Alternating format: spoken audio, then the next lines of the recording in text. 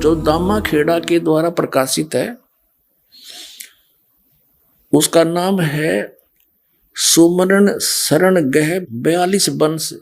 लेखक महंत श्री हरि सिंह राठौर। पृष्ठ 52 पर लिखा है, देखिएगा। उस पुस्तक की फोटोकॉपी हमने लगा रखी है। प्रमाण है पुस्तक सुमरण शरण गह 42 वंश। लेखक महंत श्री हरि सिंह राठौर। पृष्ठ 52 की ये फोटोकॉपी है। ये आप पहले लिख रहे हैं दामा खेड़ाड़े इस सारी वाणी को। और देखिए वाणी, सुन धर्मनी जो वंश नसाई, जिनकी कथा कहूं समझाई। ये 93 नंबर तो दो है। काल चपेटा देवे आई, मम सिर नहीं दोष कुछ बाई। ये 94 नंबर साखी है। और शपथ यानी 7वां और 11वां और त्रयोदश यानी 13वां अंसा। शपथ एकादश, त्रयोदश अंसा और 17 ये चारों वंशा। इनको काल छलेगा भाई, मिथ्या वचन ना हमरा जाई। कबीर साहब कह रहे जब जब वंश हानि हो जाई, शाखा वंश करे गुरुआई। 10,000 शाखा हुई, पुरुष अंश वो ही कहलाई। वंश भेद यही है सारा, मूड जीव पावा नहीं पारा। और भटकत फिरे हैं दौरा ही दौरा, वर्ष 42 गए के ही ठोरा। अब सब अपनी बुद्धि के भाई, और अंश वंश सब तेरे जावन साई। इना आप पे लिख रखा, अपनी एक पुस्तक बना रखी है इन्होंने जो दामा खेड़ा से मिलती है। उसके इस पृष्ठ पे ऐसा लिखा। अच्छा, आगे फिर क्या बताया है ना। एक पुस्तक है, पुस्तक धनी धर्मदास जीवन दर्शन। देखिए इस पुस्तक की फोटोकॉपी है ये। 14वीं महंत गद्दी का परिचय। पुस्तक धनी धर्मदास जीवन दर्शन एवं वंश परिचय। पृष्ठ 49 पर लिखा है कि 13वें महंत दया नाम के बाद कबीर पंथ में उथल पुथल मची, काल का चक्कर चलने लगा।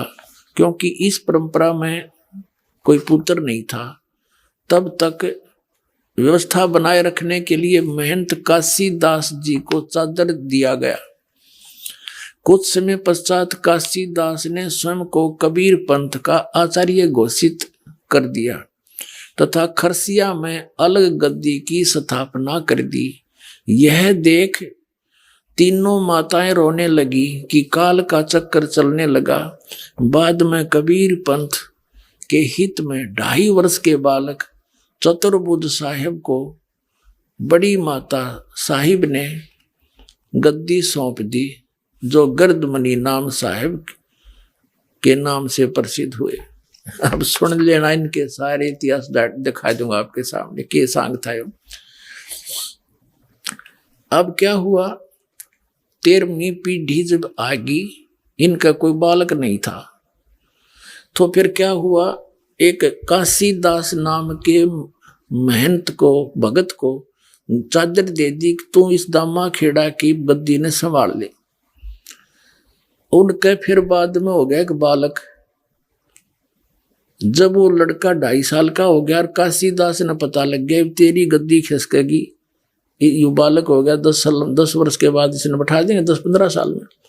वो वहां से आप भाग गया और उसने खरसिया नामक शहर में जाके अपने आप को आचार्य घोषित कर दिया कबीर पंथ का, कि मैं उस गद्दी ने यहां ठा लिया। उधर से उन्होंने क्या सोचा, 2.5 साल के बालक को और गद्दी पे बैठा दिया। माता ने बेटा बैठा दिया महंत गद्दी पे, और वो बन गया संत। उनका कक्का बेरा नहीं, ये न्यू बैठा रखा है। और वो कौन बना, वो गर्द मुनि नाम साहिब, जो श्री प्रकाश मुनि साहिब के जो वर्तमान में गद्दी में बैठा दामा खेड़ा, उसका पूज्य पिताजी। अब उधर खरसिया का थोड़ा इतिहास उड़ा दूं। खरसिया से एक उदित नाम साहिब का एक संत ने आकर के काशी के अंदर लहर तारा तालाब जहां परमात्मा प्रकट हुए थे, वहां आकर अपना न्यारा चमटा गाड़ दिया, वहां डेरा बना दिया। उस उदित नाम साहिब वाली गद्दी पर वर्तमान में एक अर्ध नाम साहिब, पहले विजय शास्त्री नाम था उसका, अब वो अर्ध नाम साहिब वहां गद्दी पर बैठा दिया। और उन का पता नहीं। उनसे प्रश्न करा किसी ने कि सृष्टि रचना सुनाइयो। जो बोले परमात्मा के आदेश से काल ने 3 लोग रच दिए भैया सृष्टि रचना। अरे थारा गजब भैया। तो इस सृष्टि की रचना के बारे में कुछ बताएंगे हमें?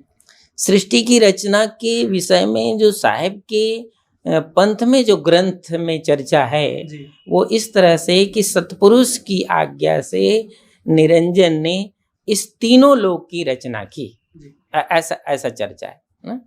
तो सतपुरुष की आज्ञा से निरंजन ने तीनों लोकों की रचना की। यह तो ऐसी सृष्टि रचना है जैसे एक लड़का इंटरव्यू देने गया था। इंटरव्यू लेने वाले ने कहा, पूछा भाई महाभारत याद है तेरे? कहा जी उंगलियां पे याद है मेरे। तो 500 पांडवों के नाम बता।